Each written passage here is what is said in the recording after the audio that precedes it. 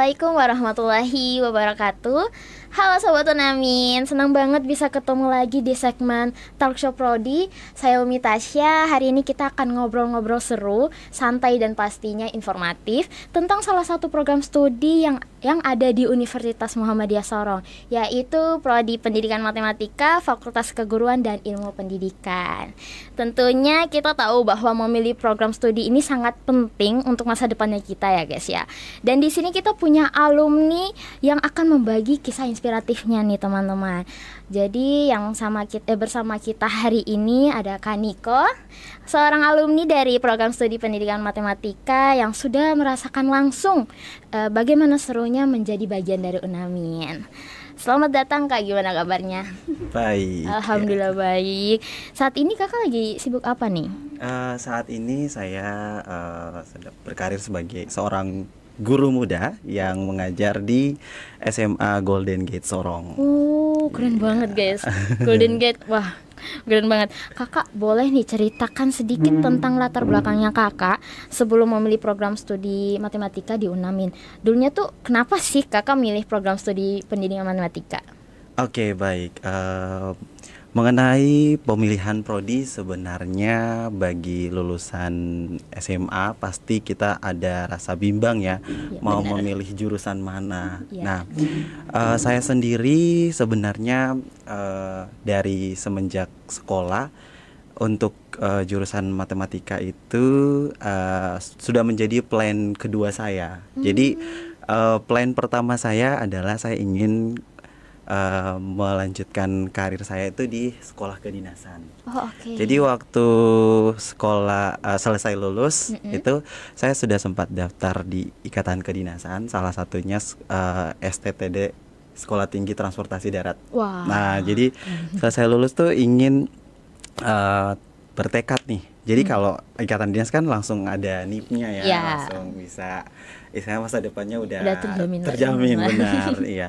Jadi sembari mengikuti seleksi, lolos nih tahap demi tahap. Nah, sampai di seleksi Samapta yang mau akhir tuh saya gagal di situ. Nah, jadi setelah plan A saya sudah saya lewati, namun karena belum berkesempatan, jadi saya memilih untuk masuk di jurusan plan kedua saya. Dan sebenarnya sih untuk memilih jurusan pendidikan matematika atau matematika ya, ada dua pilihan saya itu antara matematika dan juga pendidikan matematika. Saya sebenarnya sudah tertarik dengan matematika sejak SMA.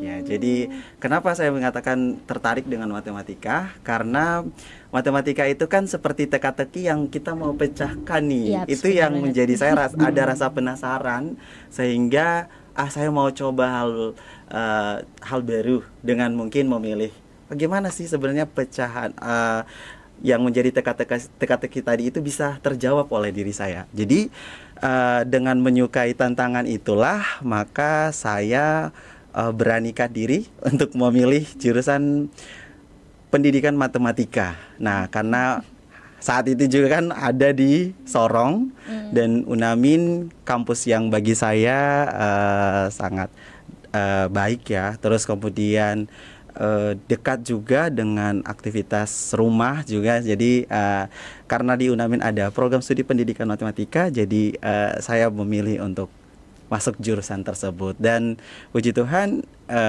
waktu itu diseleksi juga, namun karena rezeki jadilah saya jadi mahasiswa terpilih menjadi mahasiswa program studi pendidikan matematika Unamin. Jadi kakak nih alasannya karena pengen cari tantangan itu. Iya, betul. Tantangan. Kakak karena suka tantangan dan pecahan-pecahan yang harus selesaikan. Benar gitu. Selama kuliah ini, selama pas kakak kuliah tuh apa aja tantangan yang kakak hadapi di pendidikan matematika dan bagaimana kakak mengatasinya? Baik. Mengenai tantangan yang dihadapi selama kuliah tentunya banyak ya Kak. Iya. Jadi selama berkuliah apalagi dengan memilih jurusan pendidikan matematika, itu pasti orang di luar sana bertanya bahwa ih orang pendidikan matematika itu pasti pintar-pintar, Bener hebat. banget. Salah satunya Iya. saya mengira itu Pak. Iya benar. Matematika ini pintar-pintar karena jago ngitung. Iya. Nah, ternyata di dalamnya itu tentunya pasti ada tantangannya. Ya, tantangannya apa? Tantangannya adalah ketika menjadi mahasiswa itu pelajaran matematika di SMA ya atau di sekolah itu berbeda dengan yang di kuliah. Apalagi kalau matematika sendiri itu ada mata kuliah yang khususnya ada. Salah satunya seperti mata kuliah analisis real, kalkulus 1 sampai kalkulus 4 itu adalah mata kuliah yang bersifat abstrak ya dan juga walaupun teoritis tapi kita juga butuh sesuatu yang mampu mengatasi. Salah satunya juga yang cara mengatasi saya waktu itu adalah kami membuat kelompok belajar. Ya, dengan adanya kelompok belajar tentunya itu sangat membantu pembelajaran seperti memecahkan soal-soal yang kompleks ya, apalagi mata kuliah di pendidikan matematika kan itu mata kuliahnya banyak hitung-hitungannya. Jadi tentunya dengan cara membuat kelompok belajar dan juga tentunya tidak jauh dari konsultasi bersama dosen-dosen ya, dosen-dosen di prodi pendidikan matematika ada dosen-dosen yang berkompetens dan juga humble, baik-baik ya ketika kita bertanya sesuatu tentang mata kuliah yang kami belum paham selalu dijelasin juga. Nah selain itu adapun cara mengatasinya juga adalah dengan mencari referensi lain seperti mungkin nonton YouTube ya, terus juga mencari sumber materi di internet seperti itu Kak. Oke. Jadi tadi Kakak bilang kalkulus itu sumpah itu susah banget. Iya, saya juga dapat di teknik sipil juga dapat kalkulus tuh susah banget. Betul. Itu wah keren sih berarti Kakak. Mantap. Nah, jadi tadi Kakak bilang kan cara ngatasinnya permasalahan itu berarti cari teman-teman kelompok. Ya, itu berarti jangan jalan sendiri ya, guys. Benar, iya. Karena kalau jalan sendiri kayaknya susah juga, susah banget. Betul. Jadi kita pintar-pintar cari teman juga ya. Cari teman, benar. Dengan membuat kelompok belajar itu sebenarnya membantu kita karena kita bisa memberikan tanggung jawab nih kepada teman satu dan teman yang lain untuk mencari solusi nih. Gimana sih menurut kamu? Mungkin pemikirannya dia berbeda sama pemikiran kita. Nah, dari situ kita mencari solusinya untuk memecahkan masalah tadi gitu. Ya guys, jadi guys jangan cuma diam-diam aja itu yang masalah sih. Dan kalian juga jangan kalian juga harus berani berani bertanya. Kadang kan mahasiswa-mahasiswi juga tuh kayak takut-takut gitu loh Kak bertanya di dosen-dosen, entah mereka malu bertanya atau mereka takut kayak dosennya jahat kayak gitu. Permasalahannya kayak gitu sih di kita. Nah, nih ada pertanyaan lagi nih Kak. Bagi calon mahasiswa baru yang ingin berkarir di pendidikan, menurut Kakak nih, apa keuntungan yang didapatkan dengan memilih pendidikan matematika sebagai pilihan studi? Oke, baik. Keuntungan dengan memilih program studi pendidikan matematika yang pastinya pendidikan matematika ini merupakan memiliki peluang besar untuk berkarir. Salah satunya adalah ketika kita memilih program studi pendidikan matematika dan ketika kita sudah lulus, peluang sebenarnya menjadi pendidikan matematika kalau lulus itu hanya orang berpikir menjadi guru ya. Tetapi kebanyakan juga ada teman-teman angkatan saya, bahkan kakak-kakak tingkat saya juga itu yang bahkan karirnya bukan menjadi seorang guru ya. Nah, karena latar belakang saya sebagai seorang guru, tentu lulusan pendidikan matematika ini berpeluang tinggi sekali ke sekolah-sekolah. Kenapa saya bilang begini? Karena seseorang yang menjadi misalnya sudah lulus dari program studi pendidikan matematika, ketika dia melamar kerja, saya yakin pas di sekolah ya. Iya. Ya, kalau ketika dia melamar kerja di sekolah, saya yakin pasti akan keterima. Karena apa? Karena mata pelajaran matematika ini adalah mata pelajaran yang wajib diberikan kepada siswa. Dan namanya juga guru pasti ada yang namanya regenerasi ya. Jadi ada guru yang sudah pensiun itu pasti akan diganti ya. Pasti akan peluang guru itu selalu akan terbuka luas dan pasti akan dicari tuh, direkrut guru-guru. Bukan hanya di sekolah negeri ya, baik itu ada sekolah swasta juga, pasti peluang menjadi lulusan guru matematika itu sangatlah dicari gitu. Nah, selain itu juga misalnya kalau ketika kita sudah lulus juga, karir kita itu bisa ya, kalau belum mengajar di sekolah kita bisa buka les bimbel ya, tempat-tempat belajar begitu kepada adik-adik kita ya. Siapa tahu buat yang mau seleksi masuk kedinasan salah satunya, bahkan di sekolah SD sampai dengan SMA pun ada orang tua yang sedang mencari guru-guru les privat.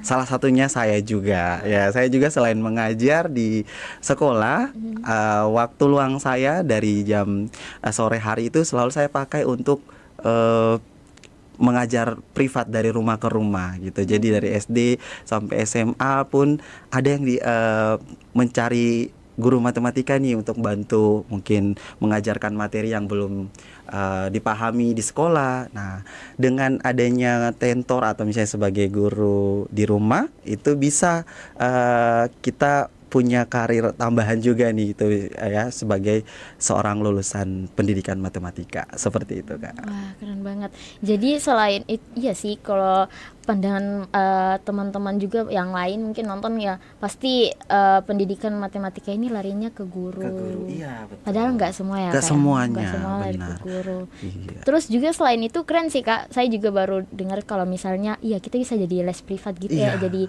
guru privat. Nah, keren banget sih. Jadi itu kita bisa ada kerja sampingan nih. Betul. Selain kerja yang ini. Iya, keren selain banget. Kerja utamanya kita bisa selingi juga nih, sampingan kita ada juga. Keren sih. Wah, apa nggak tertarik nih masuk program studi matematika? Iya, benar, pasti itu. Pasti banget.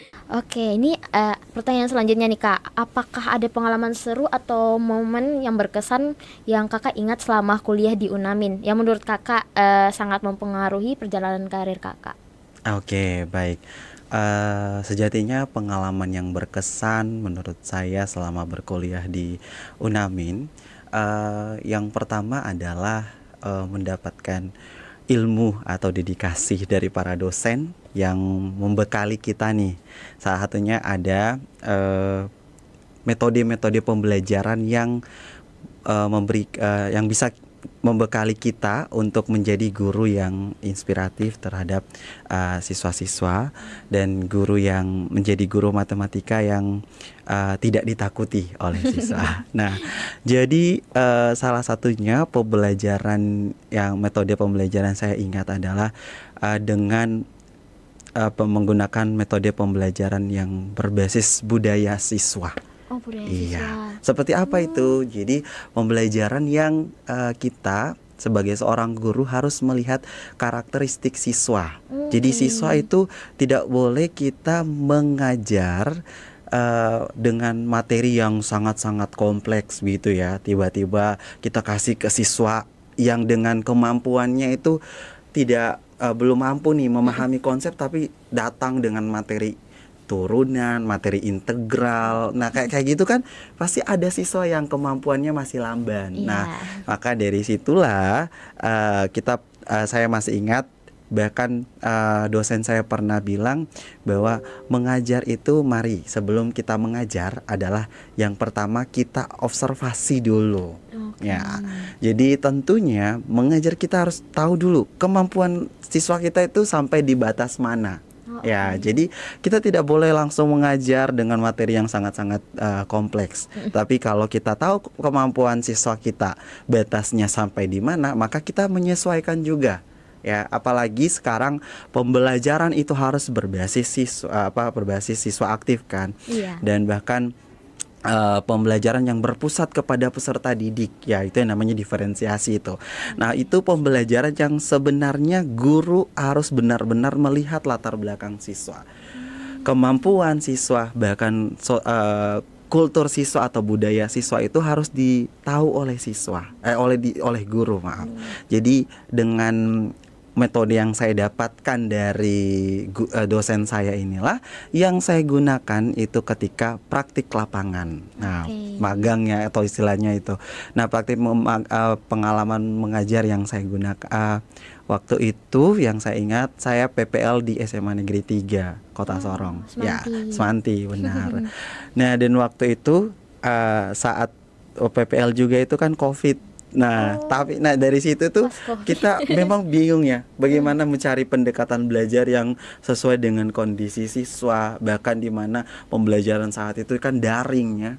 Jadi kita full daring dan tidak bertemu langsung dengan siswa. Tetapi karena dengan sudah tahu metode pembelajaran yang digunakan nih, salah satunya seperti mungkin contoh-contoh soal yang diberikan kepada siswa itu, kita tidak perlu kebanyakan kasih soal-soal yang bersifat banyak angka-angkanya, tapi coba nih kita variasikan soal-soal matematika itu dengan budaya-budaya siswa, seperti mungkin memberikan contoh kegiatan yang siswa pernah alami ya, dan kaitkan dengan materi yang kita ajarkan. Seperti itu. Oh iya, itu bakal menarik sih bagi siswa-siswi gitu. Iya, siswa-siswi kan kadang juga kalau misalnya gurunya nggak asik, kadang tuh mereka langsung menilai kayak guru killer. Iya, betul. Gitu. Jadi kakak diajarin sama dosen-dosen bagaimana cara jadi guru yang asik gitu ya. Benar. Apalagi ini matematika loh. Ya, matematika itu dicap memang gurunya guru killer. Dan bagaimana kita itu harus menjadi calon guru yang sebenarnya gak boleh siswa itu jauh dari kita, tapi harus siswa itu rindu akan kita ya. Dimana misalnya teachernya gak masuk nih 1 hari saja, selalu pasti ada siswa yang tanya, Pak Guru kenapa tidak masuk, Sir kenapa gak masuk. Nah, itu tuh kan ada hal yang sebenarnya kita sudah bisa mengambil perhatian murid kayak gitu. Iya. Iya sih, dari dulu juga, dari saya SD itu guru matematika. Killernya killer banget guys. Jadi kalau guru zaman sekarang kayaknya udah asik-asik, udah kayak tadi kakak bilang karena observasi. Jadi udah kayak jadi temen gitu. Benar, jadi asik. Iya. Oke. Nah, ada pertanyaan lagi nih kak. Setelah lulus, bagaimana prospek kerja bagi lulusan pendidikan matematika UNAMIN?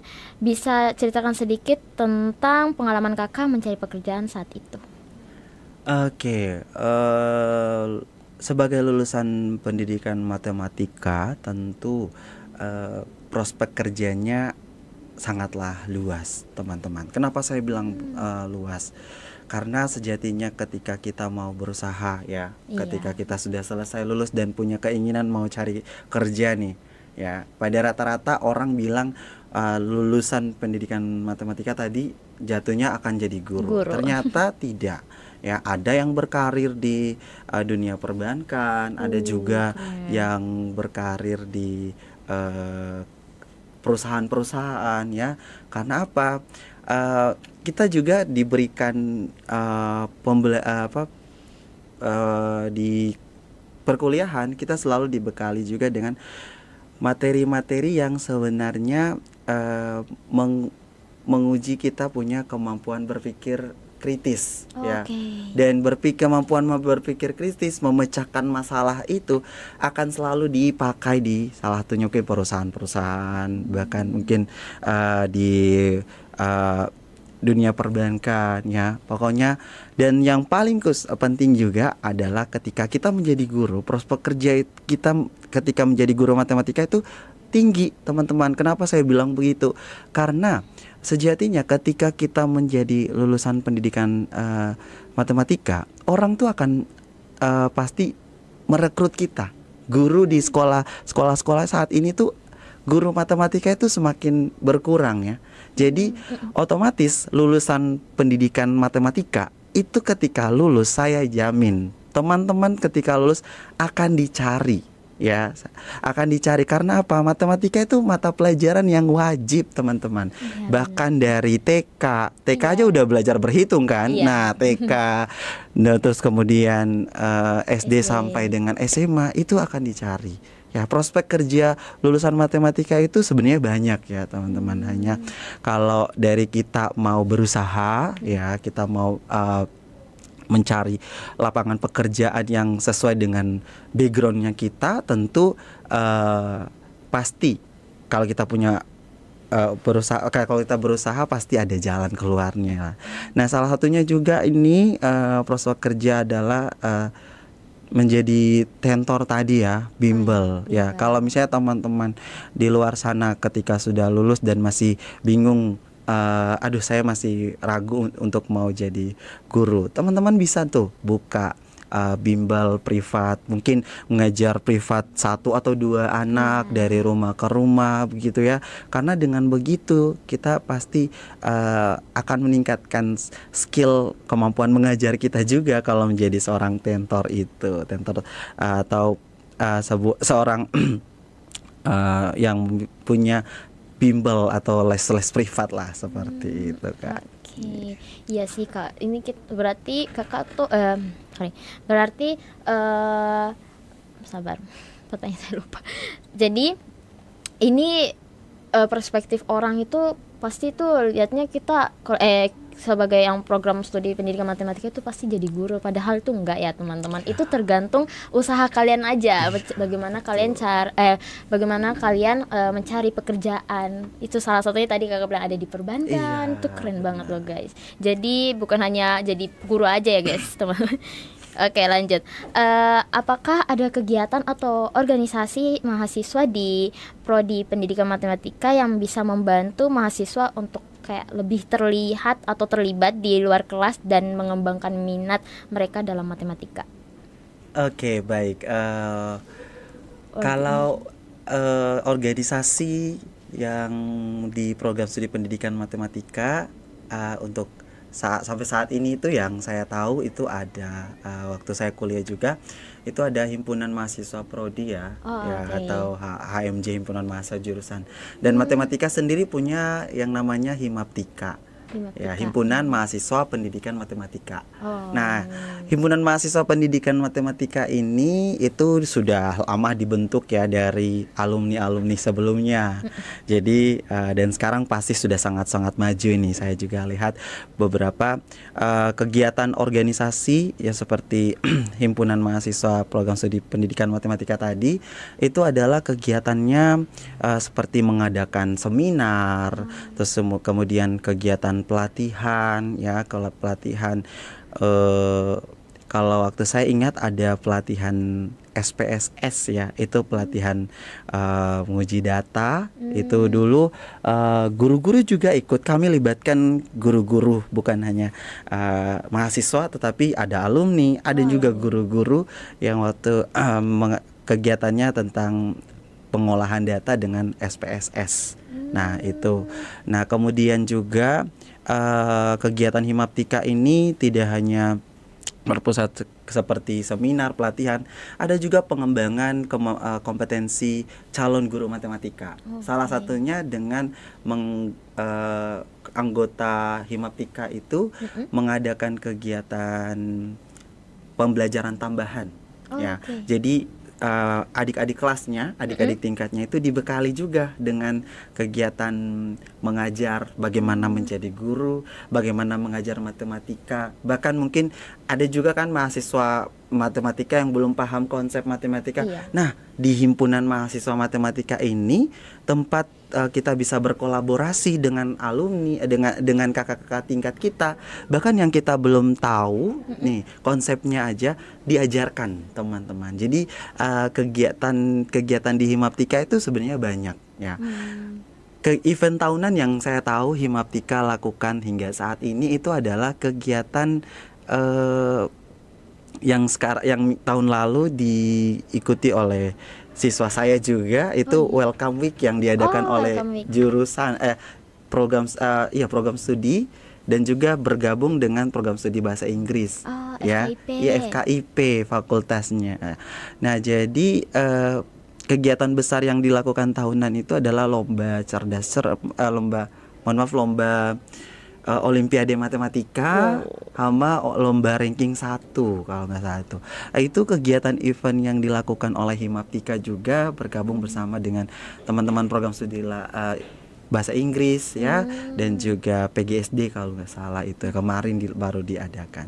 Nah, tentunya organisasi Himaptika ini merupakan wadah untuk kita bisa meningkatkan kompetensi kita sebagai calon guru ya, karena dengan adanya kegiatan tambahan ya seperti mengajar di depan teman-teman, bahkan belum tahu konsep, itu pasti dengan adanya kegiatan seperti ini, dengan kita berkolaborasi dengan kakak-kakak tingkat dan lain sebagainya, itu saya merasa bahwa ada sesuatu hal yang baru yang saya dapatkan juga dengan mengikuti Himaptika itu. Oke guys, jadi adalah kegiatan atau organisasi mahasiswa prodi pendidikan matematika dengan cara kayak mengikuti Himaptika ya. Iya, benar. Untuk mengembangkan minat mahasiswa untuk mengembangkan kompetensi calon guru gitu. Nih, sebagai alumni, menurut kakak karakteristik mahasiswa pendidikan matematika itu seperti apa kak? Dan biar ada gambaran nih buat calon mahasiswa baru yang mau daftar.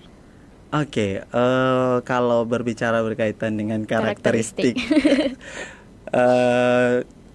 karakteristik mahasiswa pendidikan matematika, yang pertama tentunya orang-orangnya adalah tekun dan sabar. Ya, kenapa saya bilang begitu?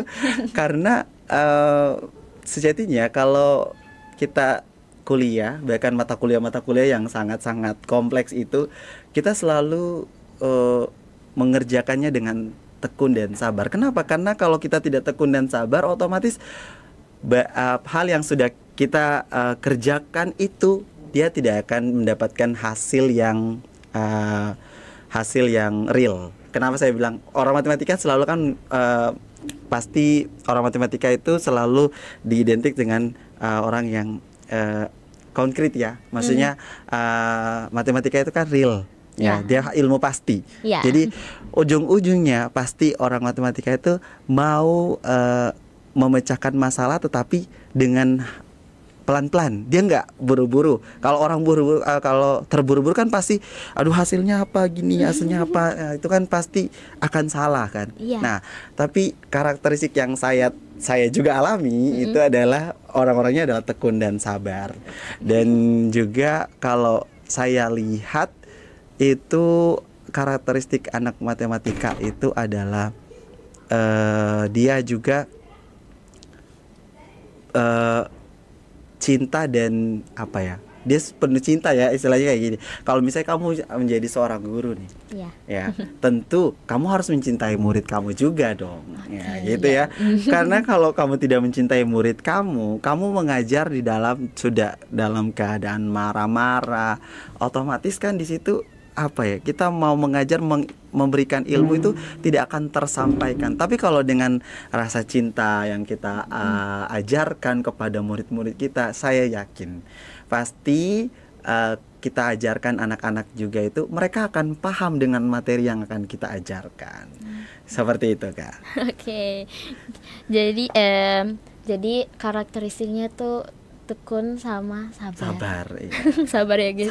Sabar. Kalau nggak sabar, jadi nanti itu bisa stres sih kalau nggak sabar. Benar. Karena selalu buru-buru mencari, kan kita pelan-pelan ya, tadi kakak bilang pelan-pelan cari hasil. Pelan-pelan. Pelan tapi pasti. Ya, itu guys, pelan tapi pasti. Nah, bisa nih kakak ceritakan sedikit tentang fasilitas yang ada di prodi pendidikan matematika UNAMIN. Apakah ada laboratorium atau ruang kelas khusus yang mendukung proses pembelajarannya? Oke, baik. Untuk fasilitas yang saya dapati selama berkuliah tentunya adalah ruang kelas yang sangat nyaman, yang dilengkapi dengan adanya whiteboard, terus kemudian proyektor dan juga tempat duduk yang nyaman lah bagi kita. Nah, dan untuk laboratorium sih seperti waktu saya itu belum ada ya, tapi ada, kita punya fasilitas ruangan yang namanya ruang micro teaching. Oh iya. Nah, ruang micro teaching ini itu adalah ruangan yang mempersiapkan seorang guru untuk terjun ke PPL tadi. Oh iya. Nah, jadi sebelum kita kuliah, sebelum kita melaksanakan program pengalaman lapangan tadi, itu kita juga dibekali nih. Nah, fasilitas yang digunakan adalah ruang micro teaching tadi. Karena di situ kita sebagai calon guru yang akan praktik lapangan tadi, kita diajarkan untuk bagaimana mengajar dulu.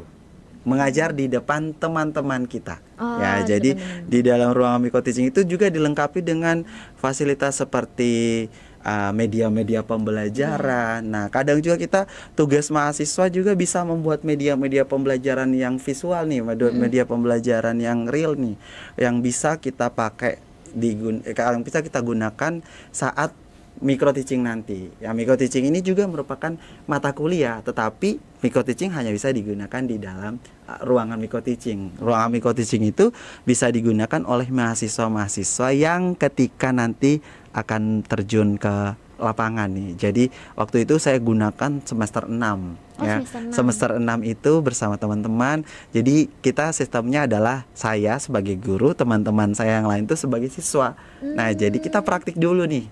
Ya. Jadi kita antar siswa dan guru bagaimana kita mau menjadi guru yang baik ketika, dan juga bagaimana cara mengajar yang baik. Nah, nanti di situ dinilai oleh dosen kita. Dosen kita akan lihat nih, oh kamu punya cara mengajar sudah bagus, dan nanti tinggal dinilai. Bahkan ada yang masih kurang, dosen kita juga menyampaikan. Nah, itu Kak. Oke, jadi ada ya teman-teman fasilitas yang disediakan kayak lab micro teaching itu. Micro teaching. Terakhir nih Kak, bagi para calon mahasiswa yang masih ragu untuk memilih prodi pendidikan matematika, mungkin ada kata-kata gitu untuk meyakinkan para calon mahasiswa baru?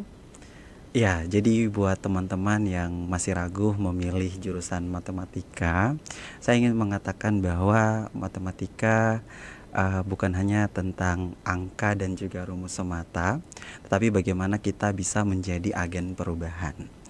Matematika sendiri itu adalah fondasi dari berbagai ilmu dan juga kehidupan sehari-hari, ya.